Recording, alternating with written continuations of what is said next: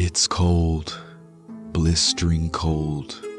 The night is dark and silent. You can hear the wind howling through the crack of every window. The frosty air with teeth like daggers is slowly biting into your worn-out, tired bones. Winter is upon us. Let the games begin.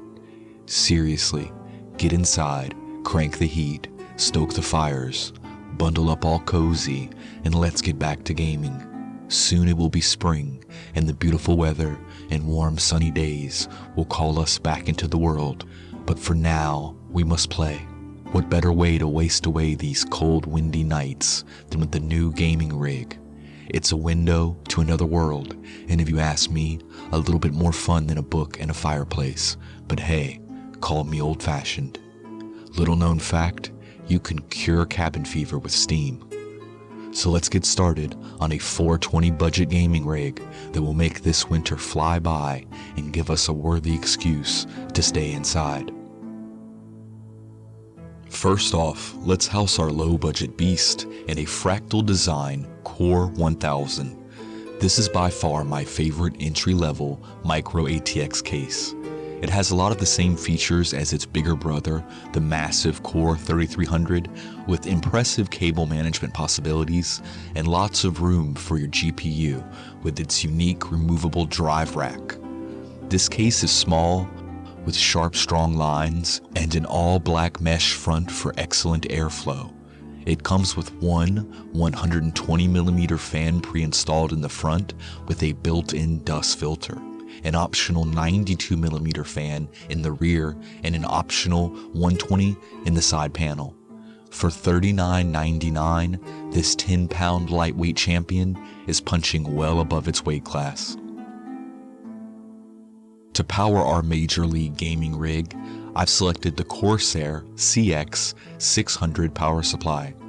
This is a fully modular 600 watt power supply with 46 amps on its single 12-volt rail and an 80+ bronze efficiency rating.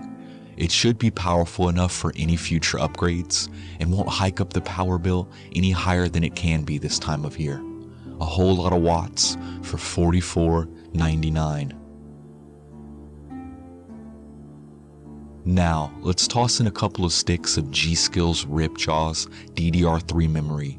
These two 4GB modules run at 1600 MHz with a cast latency of 9 and a voltage of 1.5.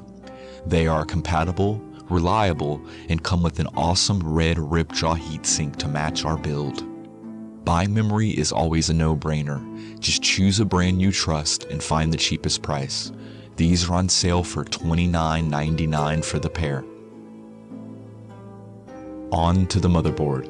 Perhaps a Gigabyte GA-H81M is a good way to save a few bucks on this build.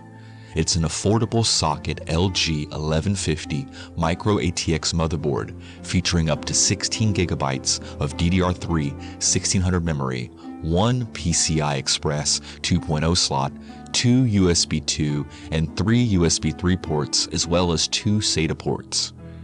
Let's not kid each other. This motherboard isn't great. You're not going to be overclocking with it.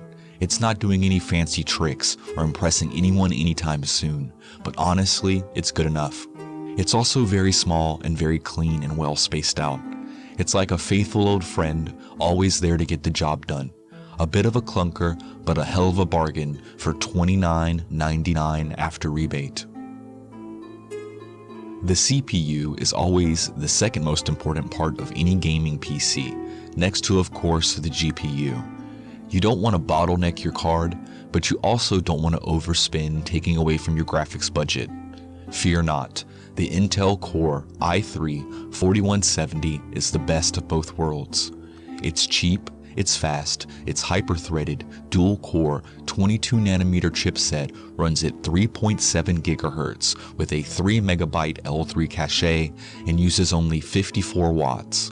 It's not a great overclocker, but it's got surprisingly powerful single-thread performance, and with its hyper-threading has 4 blistering fast cores for buttery smooth gaming. $114.99 for a very capable CPU. For storage, let's go with an ADATA Premier SP550 SSD. This 120GB SATA 3 SSD has a max sequential read of 560 megabytes with nearly 60,000 IOPS. This should keep our system silky smooth and responsive. With SSD prices dropping, there is no need to suffer the performance hit of a normal hard drive when you are gaming. Seeing Windows load in seconds is pretty cool too. $42.99 is a small price to pay for your time. Now to the meat in our potato PC and the biggest chunk of our budget, the GPU. The market is flooded with entry-level options that far outperform their console counterparts, but which is right for us? A 750 Ti? A 950? Why no? I still believe when it comes to building your first gaming PC, or if you were just looking for a casual gaming experience, AMD is still the king of performance per dollar. When it comes to graphics cards in the $150 price range, it's very hard to beat the PowerColor Radeon R7 370. This stylish and powerful card features 2 gigs of GDDR5 memory running on a 256 bus with 1024 stream processors at a core clock of 985 MHz. This is more than enough muscle for any modern title, and combined with our i3, expect some very respectable frame rates on settings anywhere from medium to ultra, depending on your game and resolution. This card is the sweet spot of performance and price, and perfect for this $420 budget build. It does have some lovely red accents to match our Ripjaws, and features one of the most unique fan blade designs I've seen, with a special rotor blade in the center to increase air pressure. Its 2 GB frame buffer does limit this card to 1080p gaming, but even with 4 gigs, it lacks the raw power to utilize it effectively.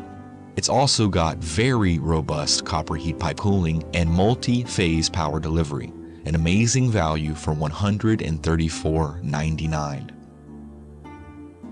That brings our grand total to just over $425 with a few of those annoying mail-in rebates. There you have it, folks. Another budget build perfect for these long winter nights when you just want to stay inside by the fire and hit a couple no-scopes. Pour yourself a nice cup of tea and relax by the warm glow of an LED pixel. This is Voodoo. Thank you guys for watching. Feel free to comment, like, or subscribe for more, and as always, I'll see you next time.